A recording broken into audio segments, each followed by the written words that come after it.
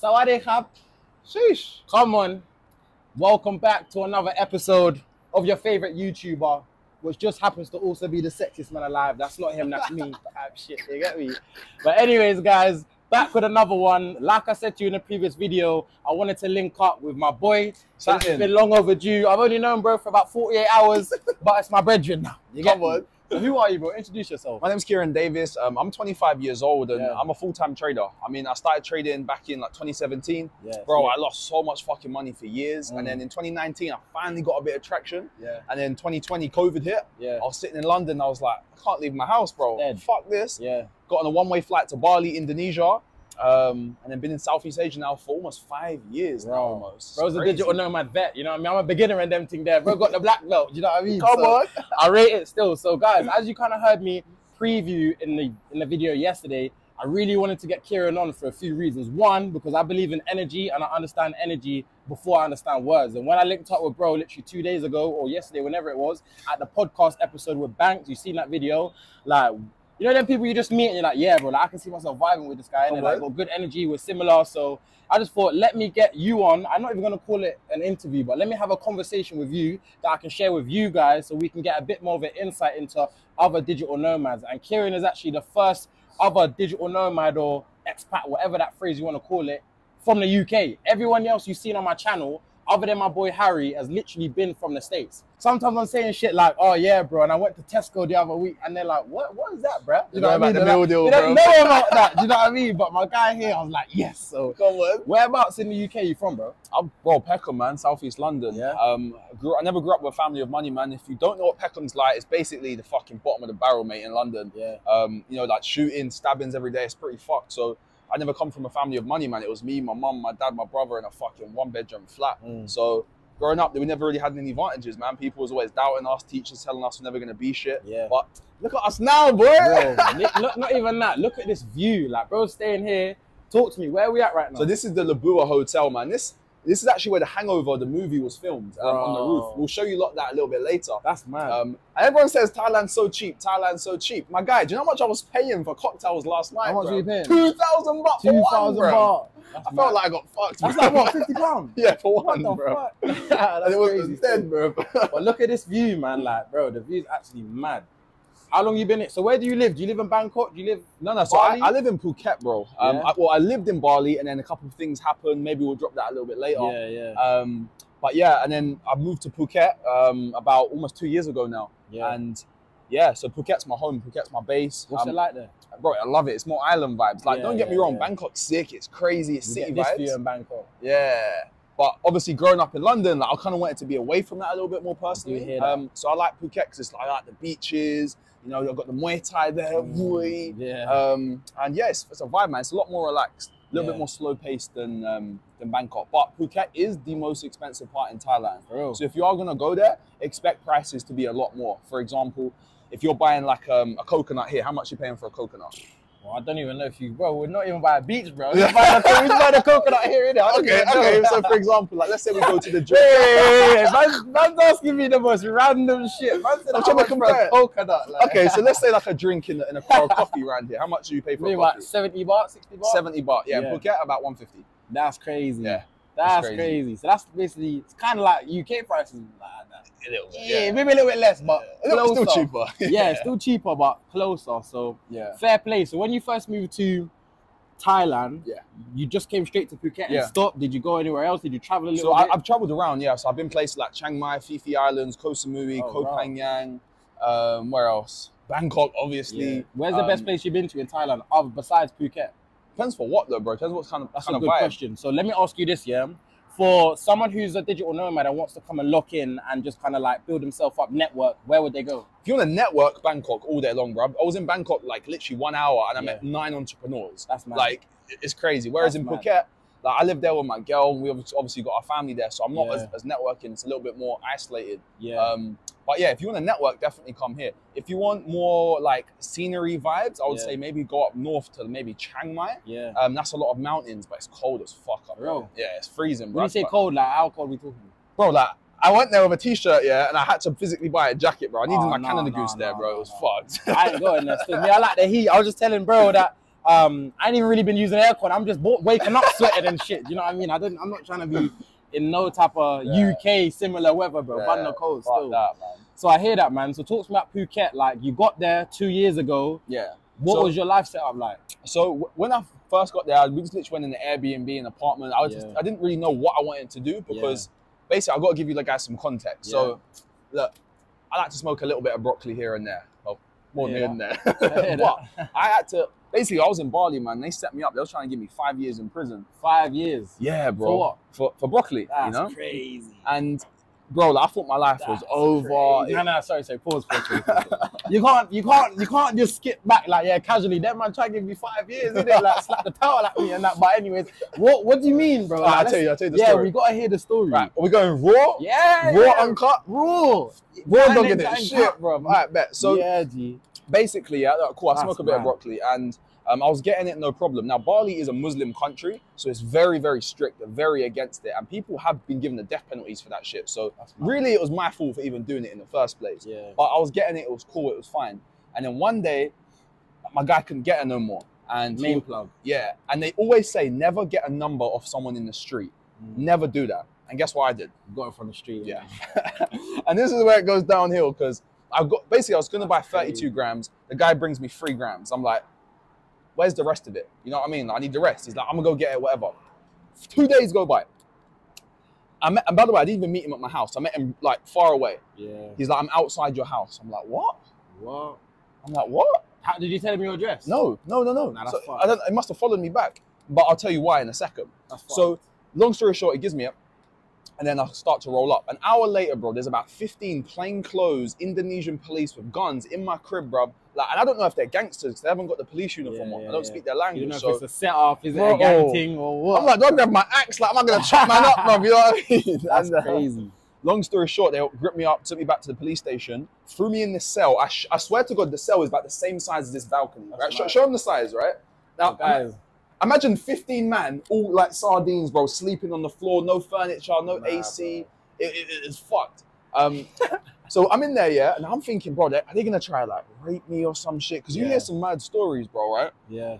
Long story short, so I go to sleep, wake up in the morning, and the chief of police is like to me, yeah, you've got 5 years in prison. No. I'm like, what? Go back to the cell. So man just called you out to tell you, your life's done, safe though, innit? Like, bro, they was manipulating me, bro. This is the thing, because it's so planned. It's a common thing they do. They set people up out there. Yeah. So he said that, yeah. Now, my girl, well, she's my girlfriend now, she flew in a lawyer from the capital. He came over, started panning it up. And then the next day, there was like, yeah, if you want to go out, you can pay $250,000 US. And I was like, no thanks. That's a lot of money, fam. You know what I mean? That's a lot of money, man. So then I was in there for about a week, bro, right? And it was horrible conditions, bro. Like, there's no toilet, bro. Like you want to take a piss, bro, everyone's looking at you. You want to take a shit, everyone's looking at you. What was it like, shitting in a hole in that? Bro, literally a hole, like a drain. I shouldn't laugh at that. That's crazy. See me, I'm a good youth. That ain't happening to me. I ain't smoking no broccoli, lettuce only. You get me? I'm on my healthy greens. Nah, bro, that's crazy still. Yeah, bro. Like they was sharing like one plate of food between 15 man. Like it was crazy, bro. So I thought my life was over, bro. I swear to God. Low key, there was one point where I was quite happy because I realized I had crypto and I was like, I'm gonna be up in 5 years. You get me? A couple years, I'm gonna be balling still. Come out like that's it. And then long story short, I found out I could pay, innit? So I was negotiating it down. After about a week, we got it down to about 100K US, which is like what, 60, 70 pounds? Yeah. Grand. 70K, yeah. And then I just paid that and got out, fam. Like I could have got it lower. Like after I actually paid them the money, I found out that the other people in the cell was paying like 5K pounds, like 2K pounds, 3K pounds. But because honestly I was so nervous and I was so scared, this is why you don't make emotional decisions. Yeah. Because you can't see clearly. And I just paid it, and then I got out, and then from there, this goes back to our original point now, right? Then I went back to London for a bit, and then I came to Thailand for 3 weeks. Yeah. So I came to Thailand on a one-way flight, and they just legalized broccoli here. Yeah. And I was like, no way, they legalized broccoli. I thought I was getting set up again. My trauma starts kicking in. And then, I like broccoli, man. So I was like, yeah, let me stay here. That's and mad, bro. Sorted out my long-term visa and set up my company. And now we're living, bro. Now we're here. That's mad, bro. That's a crazy story right there. Like when Kieran told me this, like, the same day we did the podcast episode. So you guys would have seen the other vlog, and I had like a little skit with Kieran for like 2 minutes when he was getting a trim and that. He told me like 3 minutes before that, and I was like, nah, bro. Nah, I need you on my channel, but that's crazy, bro. But yeah, so let's talk more mindset, yeah, because obviously the things you're saying in passing is still big things. So like, yeah, let's put to the side the whole Bali incident. You're a new man now. You've grown as an individual. You've moved on, yeah. Talk to me about what you actually do. So obviously, because to some people, like 70K, that's a lot of money. Do you know what I mean? And even though like it's either 70K or your freedom, some man still wouldn't even be in a position to put that down to get out and be free anyway. So like, let's not overlook. Let's go back to point one. What kind of put you up? What kind of allowed you to set yourself up in a way whereby you're generating a good income online? Like, what do you do? Let's talk about that. So my main thing, so I do 3 things, right? My main is I trade. I ain't one of those traders who's like, come join my course, buy my signals. No, don't do that shit. Like, I actually trade. So I do that. That's obviously my bread and butter. Through then, obviously, I expose myself to cryptocurrency, investing in that. And obviously, when people see me traveling around the world and like, you're not working a job, they're like, how do you do that? And I'm like, well, I trade. And then I do run a very small mentorship program where obviously, like when I say mentorship program, it's like I'm actually like running like a one-to-one school with someone because I'm trying to turn them into a profitable trader so that when I launch my hedge fund, they will trade for me, essentially. And I know they're going to be a good trader because I'm the one teaching them. You taught them, so I want to fund them with my money. So yeah, like just learning that skill set of trading the financial markets. I mean, like a lot of you have probably heard about Forex and you probably think it's a scam. Look, 9 times out of 10, the shit you see online is a scam. But the industry of foreign exchange is not a scam because you did Forex when you went to the ATM. When you put your money from pounds to Thai baht, that's a foreign exchange transaction. Another reason why I chose to come to Thailand is because I knew on the charts that the exchange rate is going to go in my favor. So when I first come to Thailand, it was about 37 baht for £1. Now it's what? 45, 46. So my life, I chose to come here because I knew it's going to get cheaper and cheaper over time. So yeah, bro, I've been trading. And obviously I do a little bit of digital marketing as well, but mainly trading is like the bread and butter. That's mad, bro. So talk to me about this. So you're 25. 25, 25. What age did you start trading? So... And what was that journey like? I was around like 18, right? And mate, I'm gonna sound like a criminal on here, bro. Wow, we're honest, innit? Basically, I was doing some, let's call it a street pharmacist, right? Doing some things, and I got arrested 3 times in 2 weeks in England. And mate, I sound like a criminal on here, bro. Nah, not even, bro. But it's real, innit? Like at the end of the day, like. One, I don't want to be having anyone on my channel who is just going to be capping at the end of the day, And number 2, whatever you've done in your past is your past because at the end of the day, you've learned, developed, and grown as a person because if you hadn't done that, you wouldn't be here right now, innit? So, bro, it's a part of your story, man. At the end of the day, if you was trapping or doing some dumb shit when you was a teenager, that's not who you are now, innit? So, bro, that's a part of your story, bro. It's true. I like that perspective, man. Yeah, man. So yeah, I was doing that, and like I'm a big believer in like spirituality, and I think that everything happens for a reason. So I remember like I was sitting in my cell, I got arrested 3 times in 2 weeks, and I'm sitting, this is when I started learning about law of attraction, right? So I'm thinking that I want an opportunity, I want something to happen. I literally come out, I can't make this up. My phone rings, this kid called Tom, he's like, I found a way we can make money from my phone. I'm like, bro, I just got bagged for doing that, you know what I mean? He's like, nah, it's called Forex. I'm like, is that drug? What is that? You know what I mean? What do you mean? And then he started showing me all these free resources, and long story short, I just lost loads of money. And eventually I met someone called Pips of Persia. You can go on his YouTube, he's got a lot of good videos on there as well. He started to mentor me, started to show me, and I basically met someone who, I can't explain too much because I've signed NDAs, but I flew out to Miami, paid someone who was basically like at the top. And they basically sat down, actually showed me what I need to do and how to actually trade like a professional. Because a lot of people, it's a little bit complicated to explain here, but it's actually doing the real information, not the bullshit that they're going to try to sell you online, you know what I mean? And then from there, so that was in around like 2017, 2018. I didn't really take it seriously at the start, to be honest with you. Just my own mindset, I was being a little bit just immature. Skeptical. Yeah. And then from there, like in 2019, that was when I met my mentor. And that was when I actually started to learn the skill set properly and actually start making some progress. I made enough money to quit my job. I used to work in Sainsbury's pushing trolleys for 12 hours a day alongside, I did bare hustles, bro. I was a street pharmacist. I would resell clothes like Supreme, Yeezys. Even it by any means, man. Makeup at one point. Bro, you got to hustle, man. I rate it still. Like I said, this is a part of your story, bro. So you shouldn't even look back and be like, oh, you should be proud, bro. Because now you can look how far you've come. Man was here pushing trolleys in Sainsbury's, and now look at you, bro. We're literally here. you know what I mean? So it's a bit mad, but It's crazy. Like I remember, bro, like when I was learning to trade, like I was quite vocal about it. Yeah. Like maybe I should have been more low key, Yeah. but people would drive past in their cars and laugh at me, like, "Oh, look, that's the trader. Look at him pushing trolleys, mocking me, taking the piss out of me." But I thought, let me just keep my head down. Let me keep grinding. yeah, Long story short, 2019, the progress started to pick up. I saved up 6 months of my expenses, and then I quit my job. yeah, And once I quit my job, I'll be honest with you, it kind of went a little bit downhill Yeah. because I had too much time to trade. yeah, So I was over trading, making loads of mistakes, getting too greedy, patting myself up, and then obviously COVID hit. And that's Yeah. when I moved to Bali, bro. yeah. So yeah, it's crazy, man. Bro, Like, that's mad, bro. So it's crazy. first and foremost, yeah, like I'm inspired by your story, innit? Thank you, So bro. hold that one, like for real. Like I Appreciate it, respect that still. And it's good to see how you was able to change your life around. Because again, like look where we are. Like don't take this for granted. And I hope the fact that you've been here in Thailand for 2 years doesn't allow you to get accustomed to this. Because bro, this is still mad. Yeah. Even where just me, you saying, yeah, bro, come to my hotel. We'll just do an episode. This for me is even mad. Do you know what I Yeah. mean? So I respect it still. Oh, And I even know. Like I got a little cousin, so I hope you're watching this because he's doing trading as well. Oh, is and I it? just know that for the younger generation, I'm a couple years younger than Yeah, you. I just turned 22, you're 25. Yeah. I know there's people around my age who are watching this channel now and people younger than me. It's always possible. Like you've seen some of my other boys come on, you've seen Zay, you've seen Guap, you've heard their stories about how they're getting it. But for those of you who are from the UK, for real, like look, there's someone who's come straight from Peckham, it's Literally. real. Hopped on the Northern Line, it's real, do you know what I mean? And now Yeah. he's here. He was in fucking Sainsbury's pushing trolleys and shit, do you know what I mean? So it's real, man. I feel like anything that you want to do and really put your mind towards, you can just do, innit? So, Yeah, and like the thing is, when you come from these places, like, look, maybe some of you come from like nice areas, maybe some of you don't. But I don't know about you guys, but where I'm from, bro, everyone hates on you, bro. Like people Yeah. don't want to see you make It's real. it. I think it's just the UK, bro. Yeah, it's bad vibes. Yeah. So let's even talk about that, yeah? So why do you think there is that crabs in a bucket mentality in the UK? Because I'm not from Peckham, bro. I'm not from South. I come from outside of West London, yeah? So even though for the most part we can relate because now we're two Brits in Thailand, yeah, but of course. if it was back in our area, it would still be a bit different, do you know Of what I mean? course, yeah. So like, you tell me from your perspective, why do people in the UK hate? Or Because people around your growth reminds them of their stagnancy.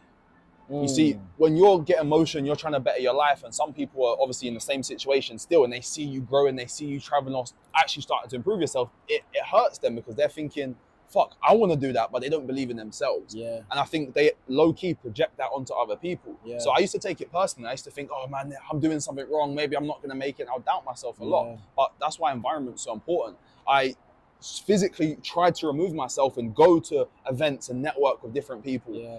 I tried to even just develop relationships online from social media just to change my energy and who I'm around, because you Yeah. are the average of the 5 people you spend your most time with. Yeah. If you're with 5 bakers, you're gonna learn something or two about bread, you know? Yeah. So why I think they have that mentality is, number one, because they don't have motion. They're not doing anything. Yeah. And people can only drag you down when they're below you, you know? So unfortunately, some people are just, they need motion, bro. They need Yeah. goals. And I think because they don't have that goal, they're too preoccupied with what you're doing and obviously trying to hate on you and low-key projecting their own self-doubt, Yeah. to be honest with you, man. Real. What about you? Me, let me put this up right now because we're getting serious now. You know what I mean? This is what I'm about, mindset. Yeah, like guys, I want this to be a valuable episode that you guys can take stuff away from, man. Not just like a shit talk or a video I just do for the sake of it. So as I always say, and guys, you can see that in the rest of my videos on my channel. Yeah, mindset is everything, man. And I feel like But what does mindset mean to you? mindset to me means building an asset that nobody can break.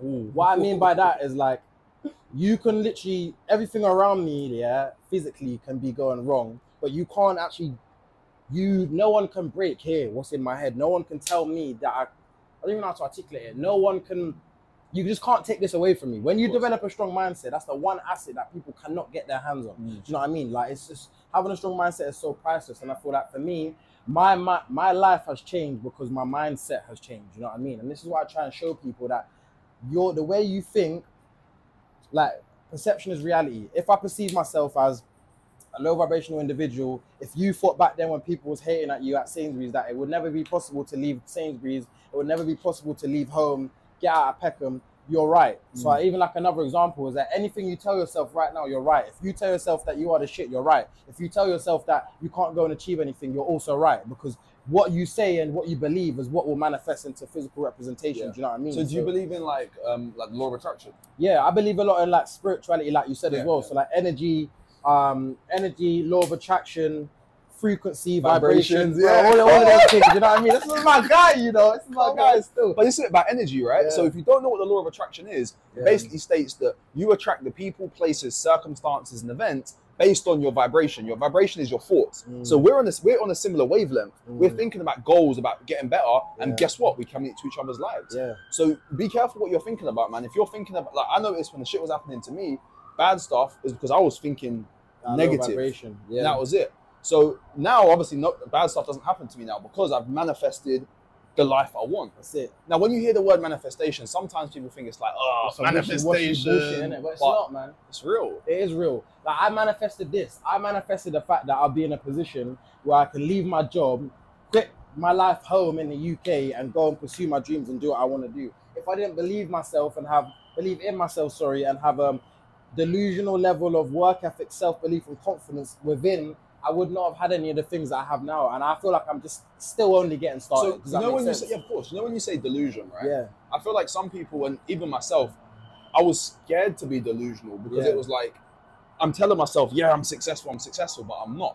But you have to have that level of delusion. So like, what could you say to maybe help someone out who's struggling with that same sort of That's a good question, self-confidence and self-delusion and really believe in themselves? All right, the first thing I would say is that, I'll get back to the delusion point in a second. The first thing I would say is that confidence is a cape. You decide when you want to wear it. So I'll give you an example. I got the gems today, I got the gems. Confidence is a cape.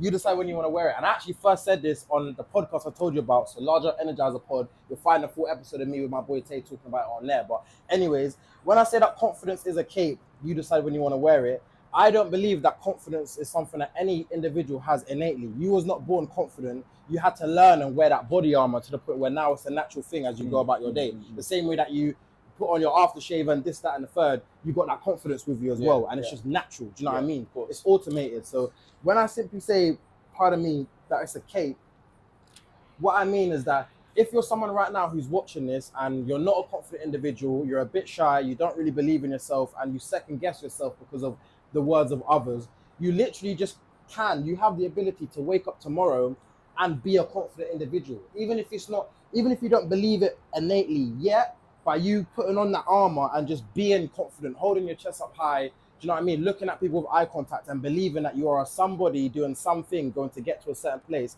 that frequency will rub off on you and you'll just naturally start to believe it. It's like when you go to the gym. When you first go to the gym, you're not going to be able to bang a heavy leg press or do a bench press and do 100 kg, whatever the hell. But you keep doing more reps and it gets easier. Wake up tomorrow and say, I'm going to be a confident individual.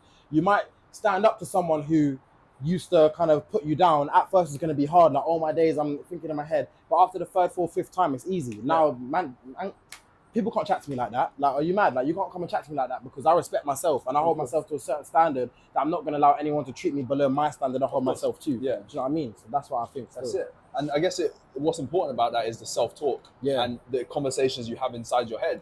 And this is where like things like, you know, what your environment is. Yeah. If you're listening to a lot of music these days, it's quite low vibrational. It's talking about drugs, sex, violence, and just crabs in the bucket mentality stuff.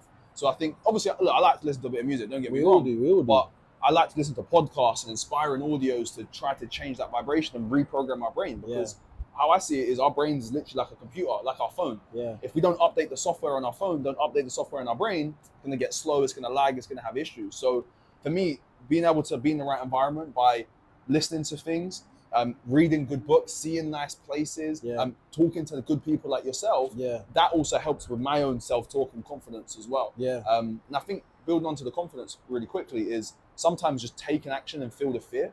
Because, bro, when I moved here, I was scared, bro. Me too, bro. Like, I swear, I literally, sorry to interject, I made an episode on my boy Zay's channel, so go check that out. And he was interviewing me. And I literally said in the answer this morning, bro, like 4 hours ago, I literally said to him, I was scared when I moved here. So you tapped to me about, why was you scared? Like, what did that look like for you? So for me, like, I'll be honest, when I was in England, like, I lived with my parents. So it's a whole new world, you know, being out, like, even things like paying your own rent, things like, you know, buying your own food, like just being responsible for yourself. It was the first kind of time where it was like, even though I quit my job when I was living with my parents, it was like, there was still that almost cushion to fall back on a little bit, you know? Zone, yeah. That's literally me right now, bro. Yeah. And then obviously coming out here, it was like, yo, if I don't wake up and work, I'm not eating today, you know? And for me, that even instilled a whole new level of hunger in me and a level of drive. So, of course, I felt scared, but sometimes I think we can misread that fear or that anxiety. Sometimes we feel that knot in our stomach and those butterflies, but I think it's not anxiety, it's actually excitement for the future. Rather than, oh, it's going to be bad, it's going to be bad. But, you know, what you think about, you become. So think about the outcome you desire and then turn that into confidence and excitement for the thing that's going to happen rather than focusing on the worst, you know? But yeah, bro, I definitely felt scared. That's a gem. So let me ask you this, bro, yeah? So you're 25 now. Yeah. You moved abroad when you was, what, 21? 20, yeah. Bro, so you done a year before me, yeah? What is something that you would have... I say that because I was traveling around like Europe and America. Okay. And then moved to Asia when COVID hit. Okay, cool. What is something that Kieran today would have told 20-year-old Kieran when you started traveling and moving abroad? Don't do drugs. No broccoli. No broccoli. Also, I would say focus and more discipline, because being like, for me, it was that first sense of real freedom, and it was very easy for me to get sucked into the party lifestyle and being around some of the wrong people. Even though I'm doing well and doing better than what I was in London, it was very easy for me to get sucked into the party scene and spending a lot of money. So like, for me, I'd probably say the biggest thing is more personal finance. Because it was a point where I was making good money, making 10, 20, 30, 40, 50K a month. And it's like, there was nothing to show for it. You know what I mean? Like it literally would be gone. So it's like, learning to live below my means a little bit more and be smarter with my investments, investing into education, investing into actual assets, but being more smart with my money and not trying to impress people. To be honest with you, man. That's a good piece of advice, man. I feel like I can learn from that because I've got more experience than me, more life experience, more experience living abroad compared to me. So I will take some of that on, man, and I appreciate it still.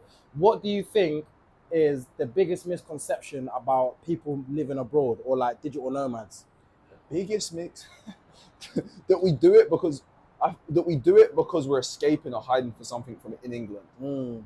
I don't know, like, it's just from what I've heard, you know, a lot of times, like, for example, be like, well, what are you running away from in England? You do something wrong. The weather, bro. I'm ducking from that, I'll be real. But I'll say that, and also, like, the people live here because it is significantly cheaper. Don't get me wrong, the cost of living here is lower, but for me, a lot of people say that Thailand is cheap, blah, blah, blah.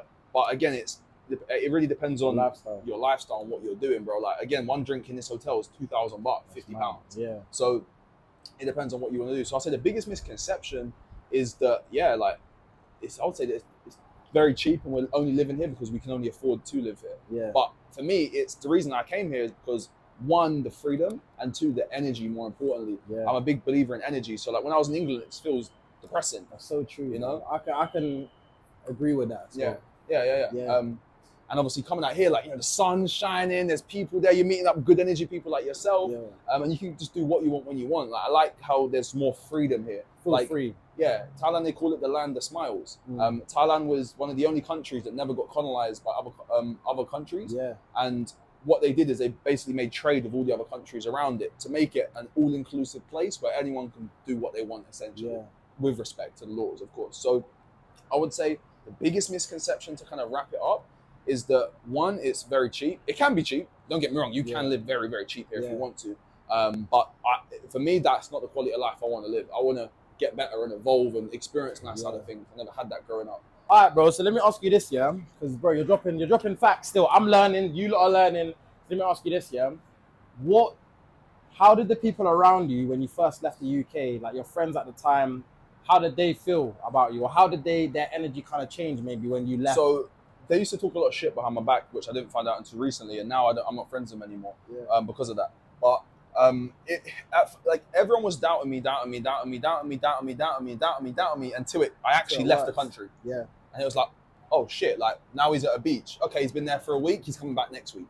2 weeks go by, 3 weeks go by, 1 month, 2 months, a year goes by, like fuck, he's still out there. So how the energy changed was, I feel like some people became a lot more fake. Like there was a lot of people who I knew was chatting shit to me, and then when I went back to in England, they're like, "Yo, what's good, my bro? I knew you was gonna make it. You're killing it now." So it honestly kind of revealed a lot of people's true characters, bro. I'll be honest with you. Some people did believe me from the start, And obviously, like now, if they ask for help, I will help them out, no Yeah. problem.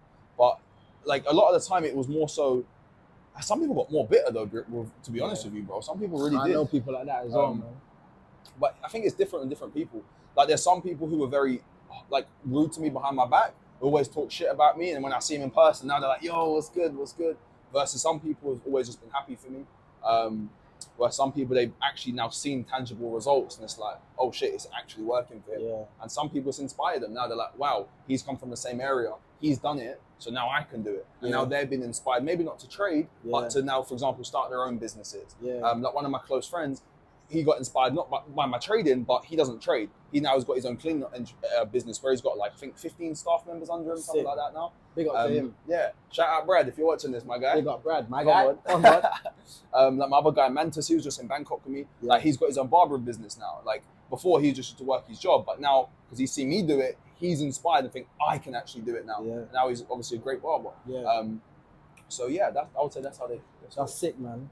I think it's important because like at the end of the day, the true colors always show for one, and I feel like the people who are meant to be a part of your life, it will happen just by the way the world works, by the universe. You know what I'm trying to say? So I feel like, and sorry to cut you off there, but like I've noticed like the way people treat me is a bit differently now, and like it's a little bit weird because, for example, like if I'm out wearing nice clothes, a nice watch or something, people will be more friendly. It's like they're trying to be extra nice because they want something. Versus I see the difference where if I'm wearing like a tracksuit or just some shorts or something, they treat you badly. You know? It's a bit weird. It's a little bit weird. So I still don't know how to deal with that. So you kind of seen like both sides of the spectrum now, kind of. So like that is very interesting. So when you do see that kind of juxtaposition between people treating you different, even in Thailand, for example, just by how you dress, what's the first thing that comes to your mind? For me, I realize this.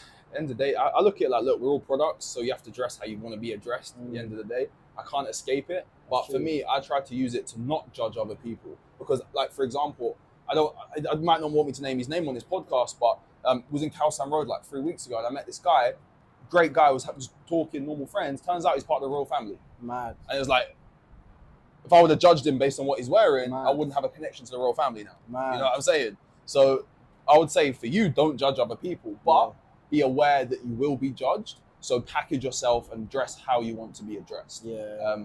Obviously, it's not nice that people judge us, but it's life. Man's just going Khao San to a little bar and that at this meeting like the royal family, literally, bro. That's crazy, man. All right, then that's cool, man. So I think, do I have any more questions that I want to know? Do you have any questions for me? I do. That's gonna be for my video though. You can watch that. Yeah. What's your channel? Tell me your channel name. So if you want to trade, I've got a lot of free trading content on my YouTube channel. Just type in Master of Coin. Or if you want to see like the travel stuff, Instagram IK Davis. IK Davis, man. But yeah, guys, short and simple this one, man. But literally, this is my boy. I'm so happy I was able to get this episode and just kind of drop some gems. At the end of the day, a word to the wise is sufficient. So if the things that Kieran here was saying is sufficient enough to make a change in your life, if you take it and you actually apply it, man, because at the end of the day, nothing changes. Come on! That's it, man. But yeah, that's it. 1% better every day. See you in the next one, man. Watch.